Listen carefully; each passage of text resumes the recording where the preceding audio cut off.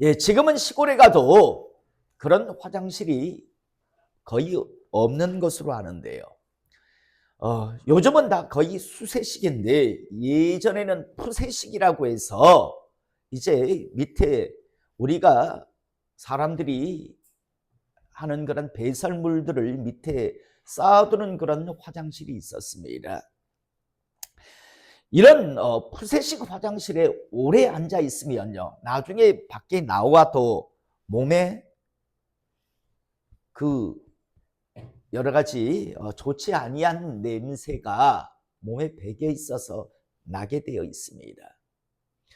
또 쓰레기가 많은 그런 쓰레기가 쌓여 있는 쓰레기 하치장 같은 곳에서 무엇인가를 찾기 위해서 한참 쓰레기 더미 위에서 일을 하다 나오면요, 나중에 몸에 쓰레기 냄새가 배겨 있습니다. 왜 제가 이 말씀을 드리는가 하면 유독 오늘 특별히요, 귀신 냄새가 굉장히 많이 납니다. 알아듣는 사람만 있을 줄 압니다. 누군가 귀신 구덩이에서 놀다 왔습니다. 그래서 몸에 귀신 냄새가 진동을 해서 지금 예배 시간 이곳에 제가 한 번씩 집회 때 물어보잖아요. 귀신 냄새 맡는 분들 이제 하면 거의 대부분 손드는 걸로 알고 있습니다.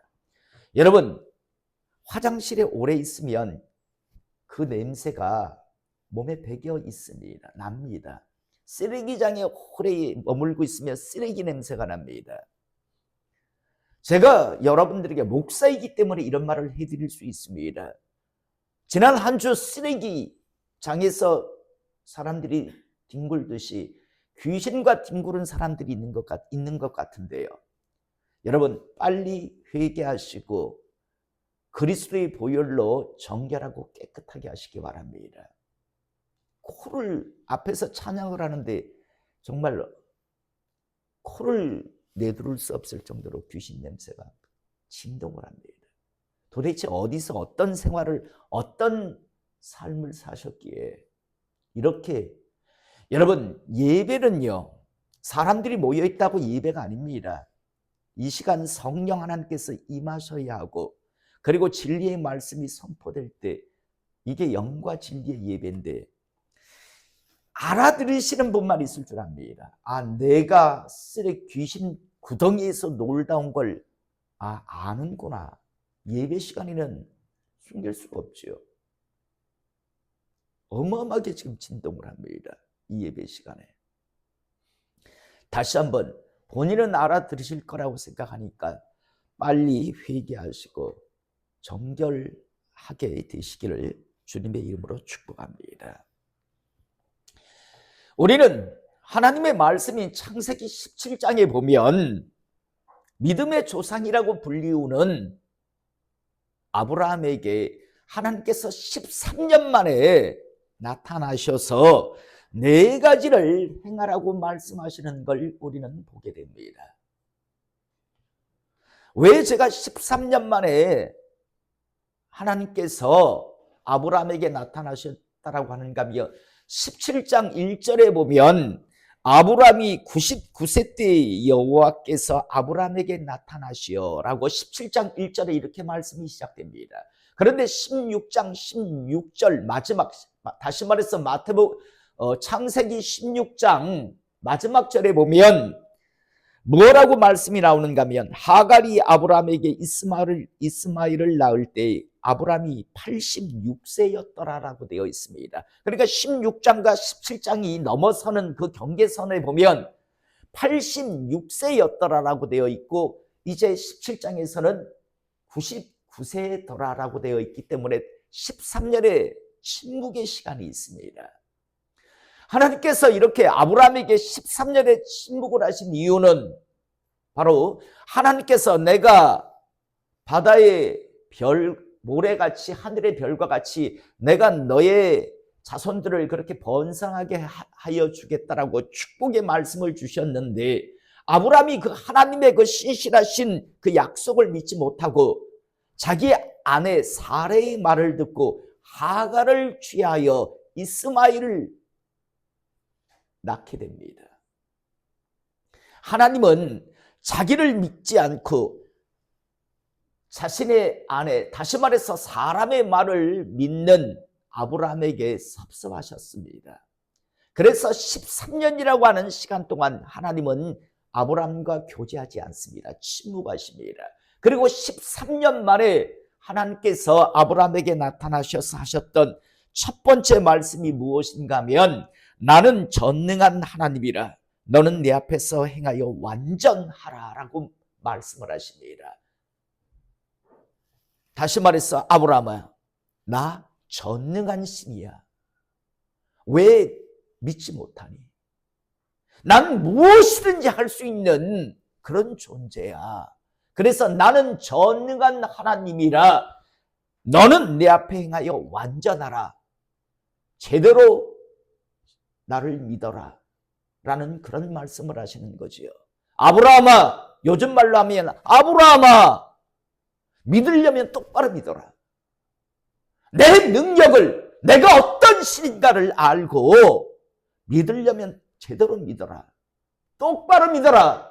내가 너한테 약속을 주었는데 넌 네 아내 사례의 말을 듣고 네 아내가 늙었다고 너도 늙었다고 내가 너한테 너희 부부에게 자식을 못 줄 거라고 생각하느냐? 그렇게 생각했느냐? 그래서 여자의 말을 듣고 네 아내의 말을 듣고 사람의 말을 듣고 하가를 취해서 젊은 여자를 취해서 그래서 이스마엘을 낳았느냐? 라는 그런 하나님의 그런 섭섭한 마음을 표출하십니다. 그래서 나는 전능한 하나님이라 너는 내 앞에서 행하여 완전하라라고 하신 말씀을 하신 이후에 네 가지를 명령하십니다.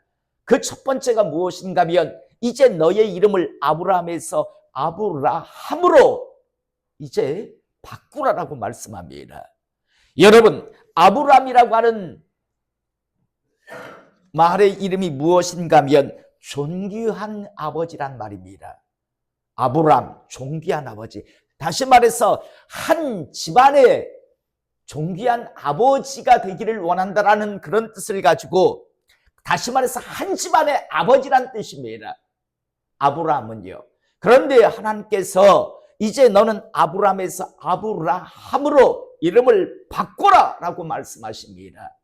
아브라함은 열국의 아비라는 뜻입니다. 많은 민족의 아버지라는 뜻을 가지고 있는 게 아브라함입니다. 여러분, 이 이후에요.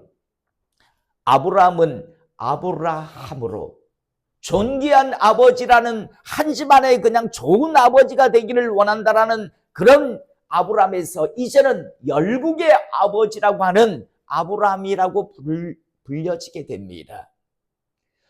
자주 성경 공부 시간에 말씀드렸죠. 여러분,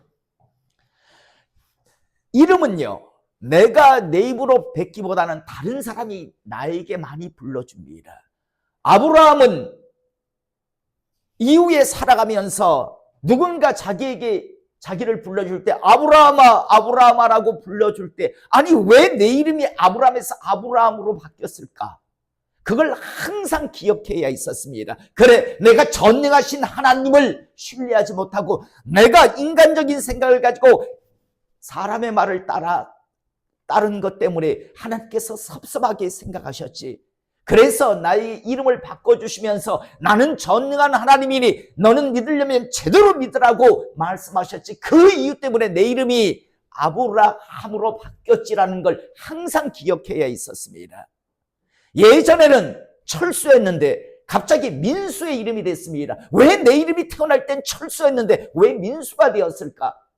그러니까 민수란 이름으로 불릴 때마다 떠올려야 하듯이 아브라함에서 아브라함으로 하나님께서 이름을 바꿔주신 건 믿으려면 똑바로 이제 믿어라. 그렇게 나를 믿지 못하겠니? 이제는 네가 아브라함, 열국의 아비라는 그 이름을 불릴 때마다 나 전능한 하나님을 기억하라는 뜻에서 이름을 먼저 바꿔주셨습니다. 그럼 두 번째로 하나님께서 명령하신 것이 9절에 보면 17장 9절에 보면요. 하나님이 또 아브라함에게 이르시되 그런즉 너는 내 언약을 지키고 내 후손도 대대로 지키라. 너희 중 남자는 다 할례를 받으라라고 말씀합니다. 첫 번째 이름을 바꿔주셨다면 두 번째가 할례 받으라고 말씀하셨습니다.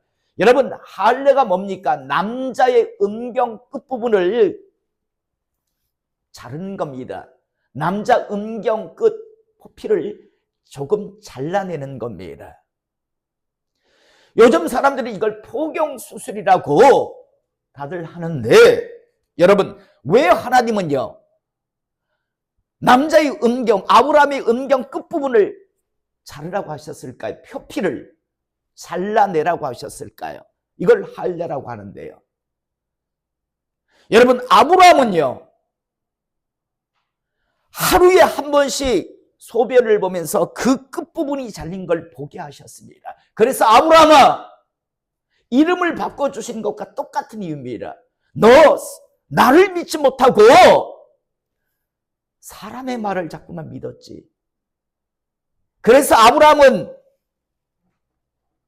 소변을 볼 때마다 자신의 그 표피 베어진 부분을 떠올리며 보면서 다시 한번 믿음을 다시 한번 다잡게 하시기 위해서 하나님께서는 할례를 행하게 하신 겁니다. 여러분 생각해 보세요. 아브라함의 이마에, 아브라함의 배에, 아브라함의 등짝에, 무릎에, 아니면 손에 문신을 했다고. 여러분 하루에 한 번씩 볼 수 있습니까?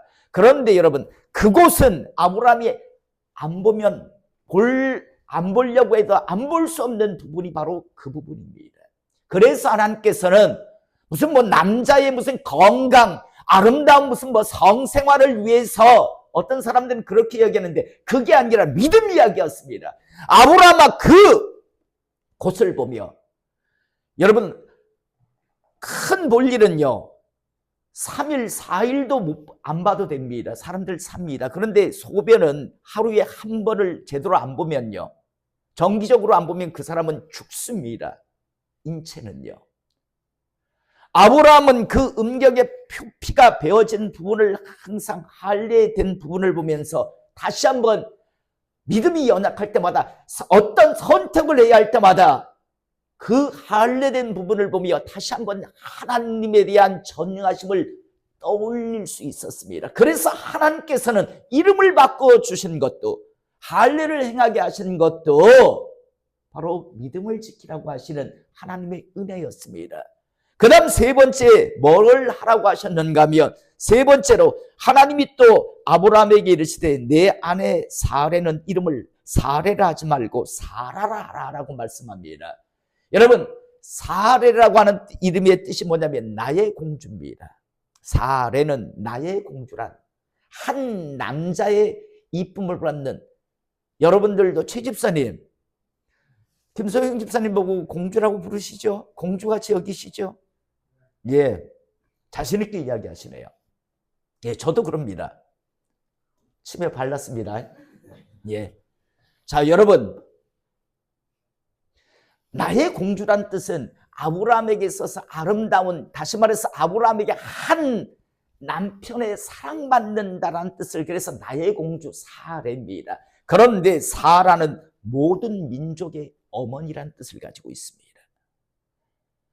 그러므로 아브라함이 자기 아내의 이름이 바뀌는 걸 보면서 이 또한 전능하신 하나님을 떠올리라고 하는 그런 뜻이면서 그리고 내가 신실하게 너희 집안에게 약속을 이행하겠다라는 그런 뜻을 가지고 있습니다. 그래서 이름을 바꾸라고 하신 이후에 내가 그에게 복을 주어 그가 내게 아들을 낳아주게 하며 사라가 너한테 아들을 낳아주게 할 것이다. 내가 그에게 복을 주어 그를 여러 민족의 어머니가 되게 하리니 네 아내를 여러 민족의 어머니가 되게 하리니 민족의 여러 왕이 그에게서 나리라 라고 하시면서 약속하십니다. 이것이 세 번째입니다.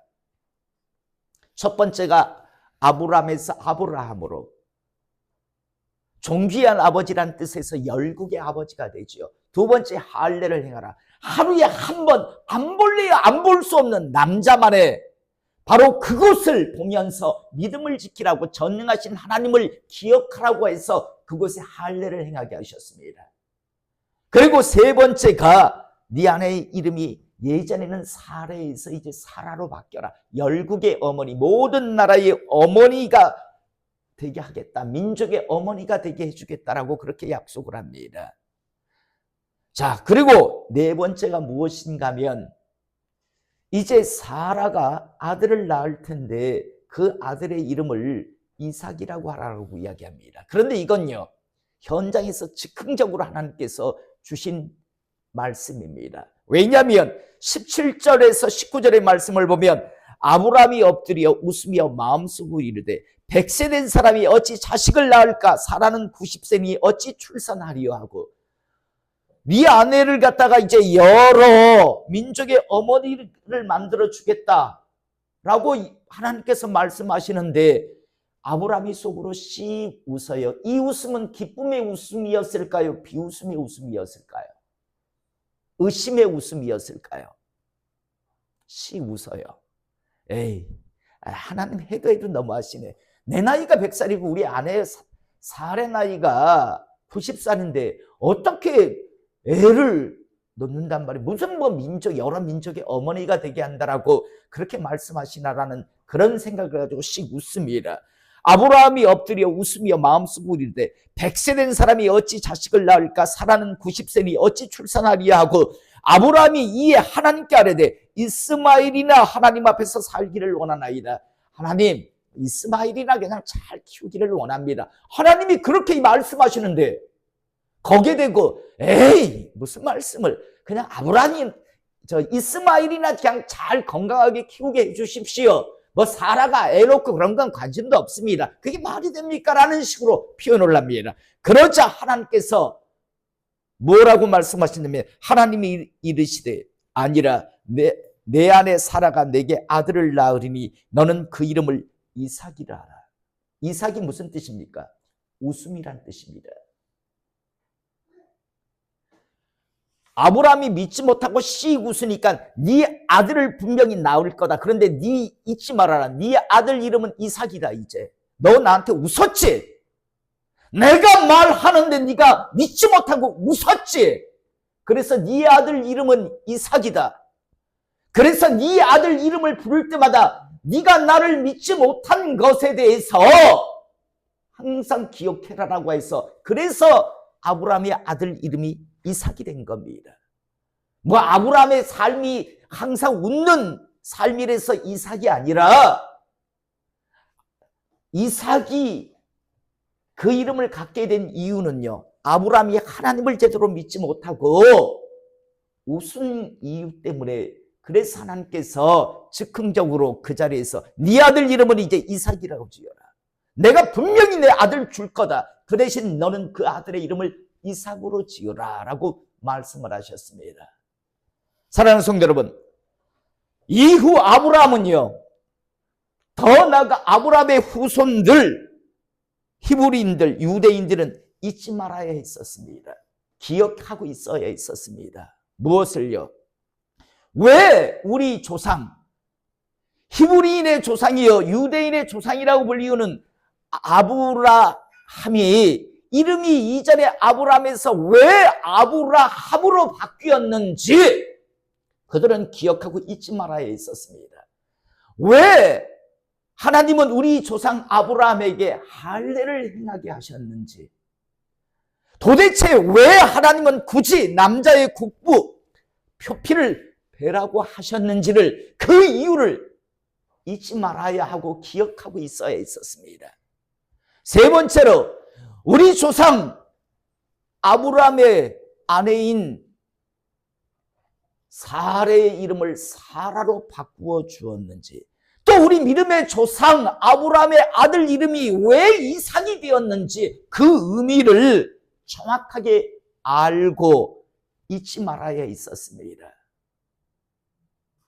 그런데 여러분, 시간이 지나면서 하나님께서 왜 자신들에게 그 이름을, 자신들의 조상 아브라함에게 아브라함에서 이름을 아브라함으로 바꾸어 주었는지, 왜 아브라함에게 할례를 행하게 했는지, 왜 아브라함의 아내 사라의 이름을 사라로 바꾸어 주었는지, 왜 믿음의 조상 아브라함의 아들 이름이 이삭이 되었는지에 대해서 그들은 잊기 시작합니다. 기억을 하지 않습니다. 못합니다. 다만 그들은 나중에 어떤 짓을 하냐면 그냥 아브라함의 후손으로 태어났다라는 그것 하나만으로 자기들은 무조건 천국 백성이 된다고, 무조건 하나님의 백성이라고 그렇게들 생각했습니다. 태어나서 8일 만에 할례만 행하면 무조건 하나님의 백성이 된다라고 그렇게 생각했고요. 아브라함의 아내 이름이 왜 사레에서 사라로 바뀌었는지, 왜 아브라함의 아들 이름이 이삭이 되었는지에 대해서는 관심이 없습니다. 다만 그냥 아브라함의 후손이고 양피 맺다라는 그것만으로 그게 구원의 증거, 구원의 표라는 식으로 생각을 하기 시작합니다. 그런데 나중에 보면 모세도 그렇고 사도 바울도 그렇고요. 이스라엘 백성들이 어떤 생각을 했는가 하면 태어난 지 8일 만에 항상 양피 할례를 행했습니다. 그리고 그게 구원의 표라고 생각했습니다. 그래서 모세도 똑같은 신명기서에서 말씀하고 사도 바울도 분명히 말씀합니다. 할례는 육신이 하는 게 그게 의미가 있는 게 아니라 마음이 하는 거다. 할례를 통해서 왜 우리 조상 아브라함에게 할례를 행하게 하셨는가, 그걸 기억하는 게 진정한 할례라고 그렇게 모세도 바울도 말하고 있는 걸 우리는 보게 됩니다. 할례를 보면서 그래 맞아, 우리 조상 아브라함이 하나님께서 그렇게 약속을 주시는데도 불구하고 믿지 못하고 사람의 말을 듣고 이스마엘을 낳은 그것에 대한 하나님의 은혜였지. 그래, 이 할례를 통해서 잊지 말아야 돼. 하나님은 전능하신 하나님이시야 라고 그들은 그걸 기억해야 하는데, 그 믿음을 기억하는 게 아니라 그게 무슨 구원의 표인 양 그렇게 생활을 했기에 모세도 바울도요, 육신의 할례가 진정한 구원의 의미가 아니다. 그 할례를 보며 믿음을 지켜야 하는 게 그게 할례의 진정한 의미다라고 기억하라고 말씀을 전하는 걸 우리는 보게 됩니다. 사랑하는 성도 여러분, 왜 제가 지금 이 말씀을요, 하나님이 주신 의도, 이유, 목적이 있는데 그 이유, 목적 전혀 생각 안 하고 그냥 겉만 보는 것이 바로 유대인의 비극이었다면, 여러분 2000여 년 전에 메시아 그리스도이시면서 2위 하나님이신 예수님께서 이 땅에 오셨을 때 여러분 많은 이적과 기사를 주님께서는 이 땅에서 행하셨습니다. 그런데 여러분, 예수님께서 이 땅에 오셔서 많은 이적과 기사를 행하신 이유가 뭘까요? 유명한 스타가 되고 싶어서, 나 이런 능력 있는 사람이야 라는 거 자랑하고 싶어서요? 이유는 하나였습니다. 자신이 메시아 그리스도라는 걸 알게 하기 위해서요. 그게 이유 목적이었습니다. 여러분, 이 땅에 많은 교회들이 각양의 사역들을 합니다. 그런데 그 이유 목적은 딱 하나가 되어야 합니다.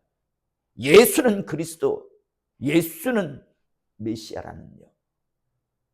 그분만이 유일한 죄를 해결하실 수 있는 분이란 그 사역을 위해서, 그 목적으로 모든 사역이 일치되어야 함을 잊지 않기를 원합니다. 어떤 교회는 노인 어떤 돌봄을, 어떤 교회는 청소년, 어떤 교회 같은 경우는 각양의 여러 가지 모습을 합니다. 우리 교회 같은 경우는 치유 사역, 성령 사역을 합니다. 그런데 모든 사역이 다양할지라도 목적은 하나가 되어야 합니다. 예수는 그리스도, 예수는 주라는요. 주는 그리스도시요 살아계신 하나님의 아들입니다라고 하는 그 고백을 사람들에게 알리는 게 목적이 되어야 합니다. 그런데 이게 엉뚱해져서 유명한 목회자, 유명한 교회, 스타 목사, 권력을 누리는, 권력 있는 힘을 가진 목사, 교회 어쩌고 저쩌고 하면 그거 다 틀린 겁니다. 저는 다시 한번, 주님이 이 땅에 오셔서 많은 이적과 기사를 행하셨습니다. 그런데 이유는 딱 하나였어요. 내가 메시아다, 내가 그리스도다, 그거 알라고요.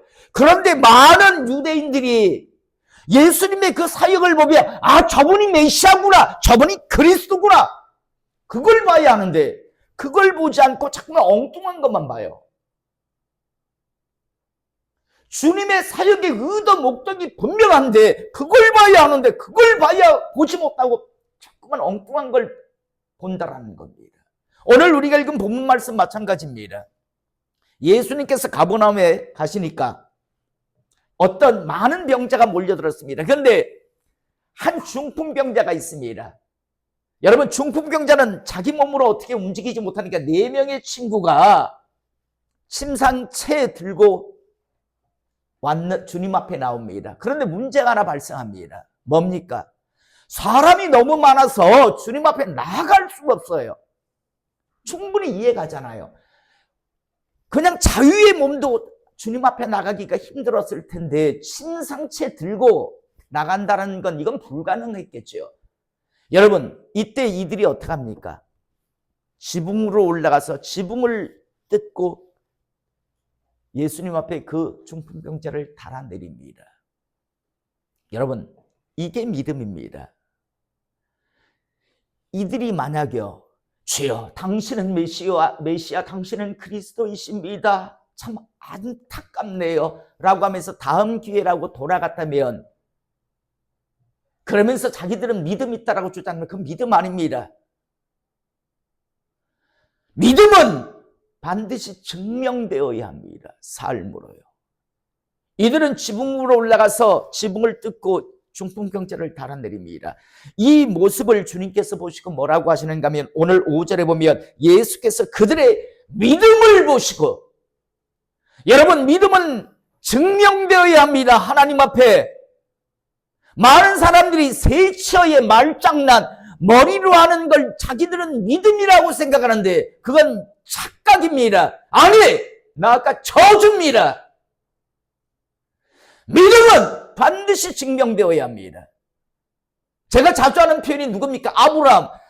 모리아 산에 가서 이삭 바치라고 하나님께서 말씀하시잖아요. 예, 알겠습니다. 바쳐야죠. 1000명인들 바쳐야죠 라고 입으로만 떠든다고 아브라함이 믿음의 사람이라고 인정받았을까요? 아브라함이 이삭을 데리고 얼마나 어렵게 얻은 아들이에요. 그런데 앞에 모리아 산에 가서 딱 하나님 앞에 드리려 할 때 하나님께서 뭐라고 하십니까? 이제야 네가 나를 경외하는 줄 확인했다라고 하시잖아요. 알았다라고 하신다고요. 이 시대에 참 많은 사람들이 세처의 말장난을 가지고 머리로 하고 마음에 뭐 품고 있다라고, 믿음 있다라고, 그건 네 생각이지요. 자기 생각이죠. 하나님은 반드시 확인하길 원합니다. 만약에 이들이 지붕을 뜯어내지 않았다면, 아쉽다 하면서 돌아갔다면 하나님은 이들의 믿음을 보실 수 없을 것이고 이 사람은 중풍병자로 죽었을 거예요. 성경은 분명히 말씀하시잖아요. 믿음을 보시고, 그들이 그렇게 했기 때문에 믿음을 보셨다라고 이야기합니다. 여러분, 믿음을 장난치지 않기를 이 시간 축복합니다. 우리 편에서 암만 뭐 믿음이 어쩌고 저쩌고 떠들, 그거 중요하지 않습니다. 하나님 편에서 인정 확인하셔야 합니다.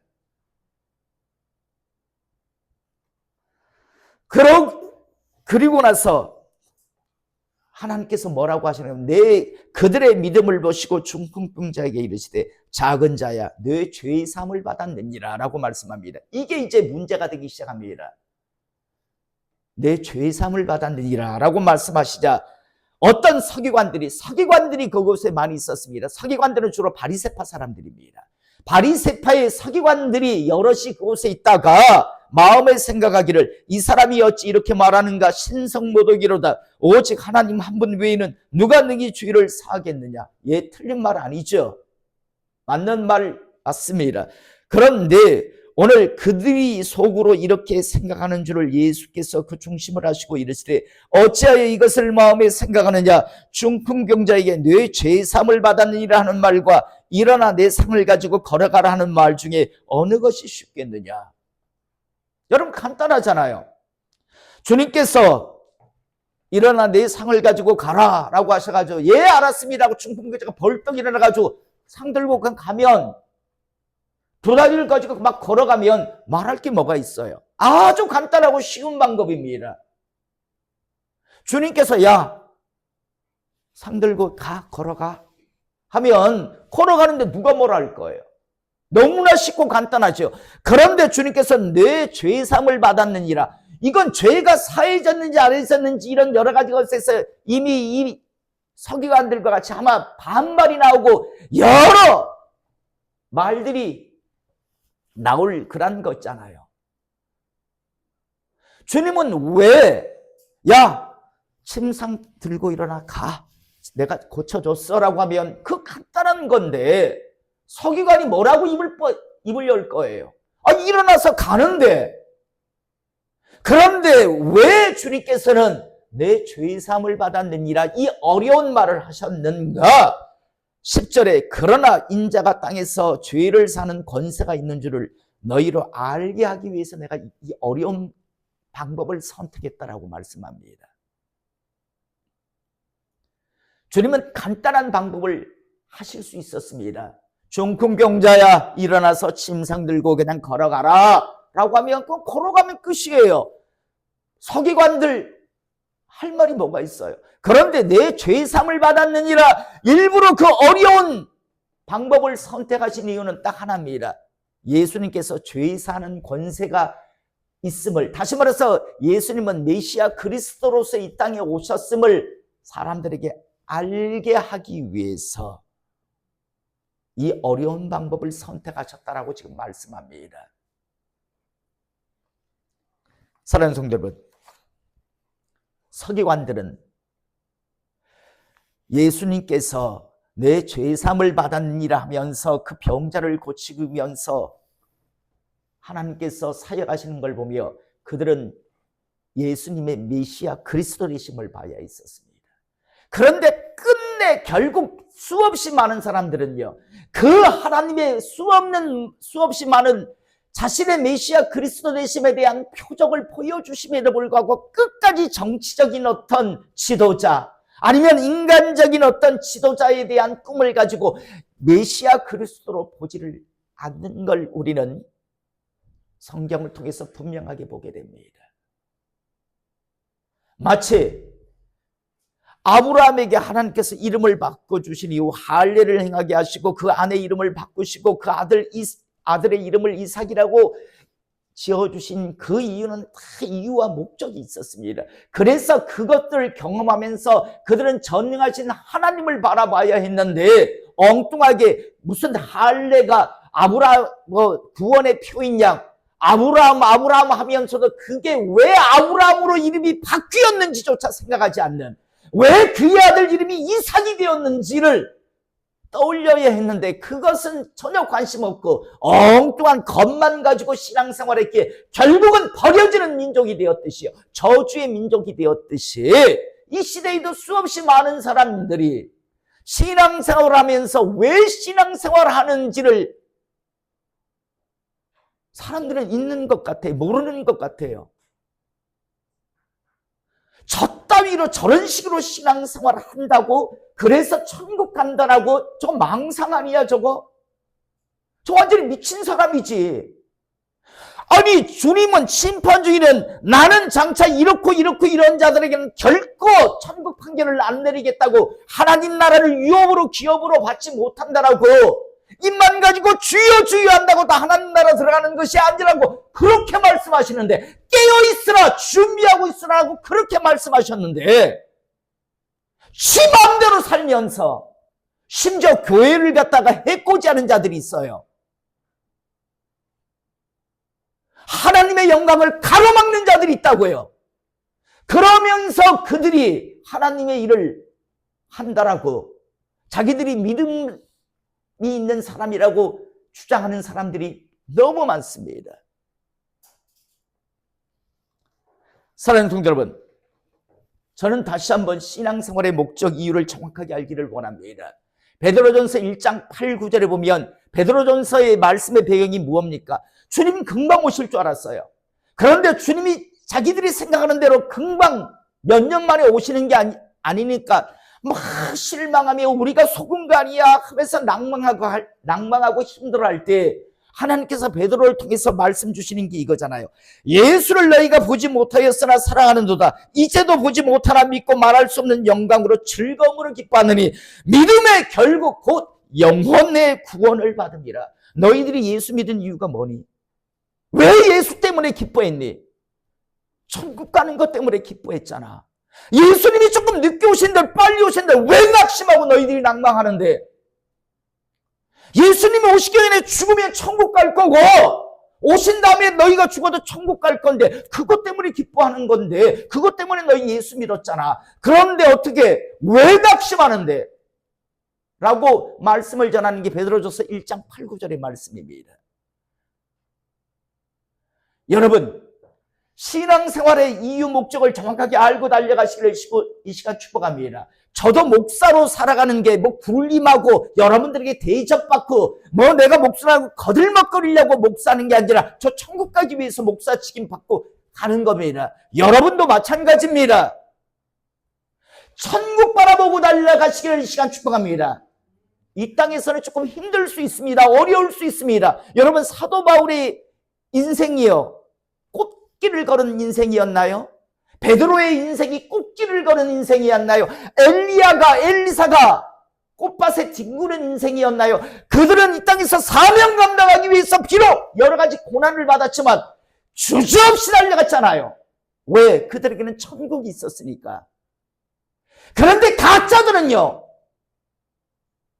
이 땅에서 꽃밭에 뒹굴려고 온갖 이유 핑계를 대며 살았지만 결국 그들은 지옥 갔습니다. 다시 한번 오늘 이 주일을 맞아요. 신앙이 하시는 신앙생활 이후의 목적을 아십시오. 천국입니다. 여러분, 이 땅에서 복받고 하는 건 점쟁이 찾아가도 어떻게 하면 복받는다고 그 말 해줄 수 있어요. 무당도 그 말 해줘요. 중들도 그 말 해줘요. 기독교에서 변질된 천주교도 그런 말 해줘요. 복받는 이야기는 다 해줘요. 그런데 그들이 해줄 수 없는 말이 있어요. 천국, 하나님 나라예요. 우리 신앙생활의 목적 이유는, 우리가 예수 그리스도의 고난에 동참하는 이유는요, 하나님 나라입니다. 여러분, 세월 너무 빨리 가요. 제가 아마 60대 중반이 이제 들어서요. 이렇게 빠를 줄 몰랐어요. 전 지금도 마음이, 전에도 말했지만 20대 군대 제대한 지가 얼마 안 되는 것 같아요. 그런데 내가 60이 넘었다고 해요, 아마. 은퇴할 날도 그렇게 많지 않아요, 이제는. 그렇다면 내 영혼의 때 역시 가까웠을 거라고 생각합니다. 그리 멀지 않아 어느 장례식장에 제 사진이 걸려있지 않겠습니까?